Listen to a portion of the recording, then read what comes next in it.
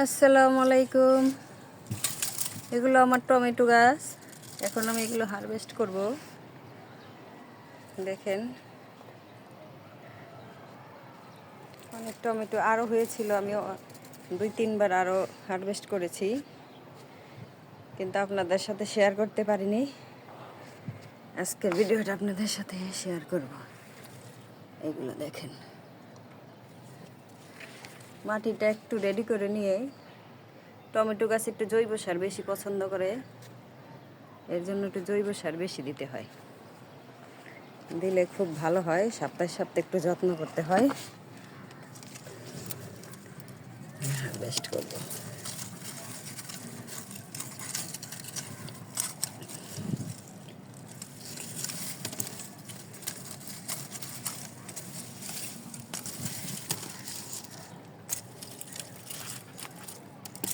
টমেটোর দাম যেমনই হোক, কিন্তু নিজের হাতে গাছ, এটাই একটা আনন্দ, মনকে প্রফুল্ল রাখে।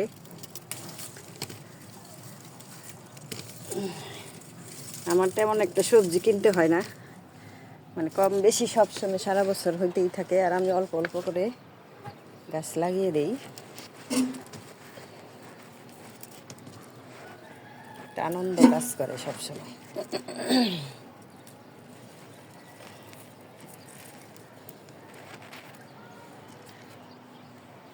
দেখেন, এগুলো আমার ক্যাপসিকাম, বিচি পরে নিচে থেকেই হয়েছিল, তা আমি রেখে দিয়েছি। খুব বেশি হয় নাই, কিন্তু অনেক ফুল এসেছিল, সব ঝরে পড়েছে।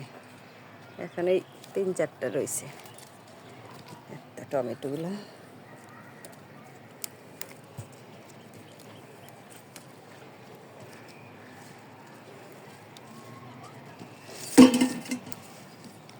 পড়ে গেল।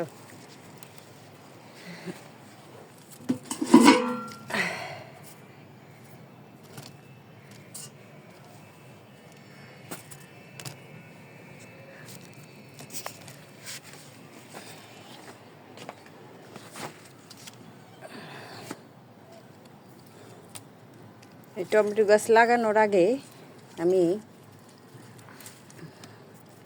সবজির কাটা গোবর, তারপর মাটিতে একটু চুন, পটাশ, ডিএপি, টিএসপি এগুলো দিয়ে মাটিটা কিছুদিন রেখে দিই। 10-15 দিন রেখে দিলেই হয়। তারপর গাছগুলো লাগিয়ে দিয়েছি। তেমন একটা মানে জৈব সার আমি দিই না, কীটনাশক। এইটা আমার আর একটা টমেটো গাছ নিচে, এখানে 2টা, একটা পেকেছে ভালো করে, নিয়ে নিলাম। এটা আমার শালগম। আজকে আমি কিছু শালগম তুলব, প্রথম তুললাম।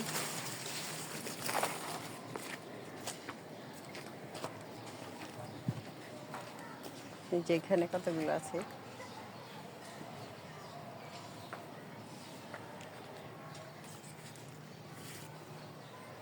একটু বড় যেগুলো সেগুলো তুলে নেই। দেখতে খুবই সুন্দর লাগে। আপনারা চাইলে করতে পারেন, শখ করে ছাদের উপরে। আজকে আমি এগুলাই তুলবো। একটা লাউ নিলাম, শালগম আর টমেটো।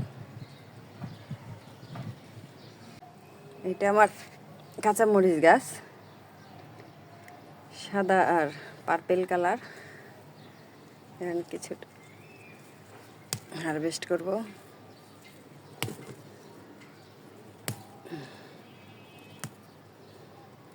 দেখতে খুবই সুন্দর। কাঁচামরিচ গাছ একটু ঝামেলার, কারণ পাতা কুকড়ে যায়। যত্নটা একটু ভালো করে করতে হয়, নাহলে গাছ নষ্ট হয়ে যায় তাড়াতাড়ি।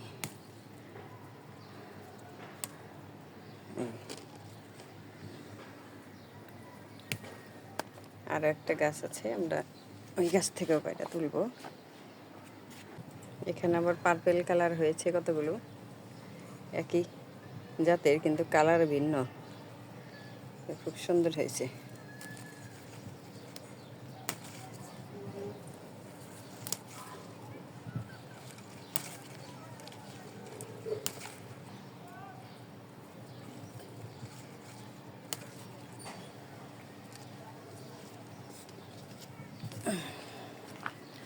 দুটা লেটুস পাতা নিব আমি, সালাদ করে দিব শুক্রবারে,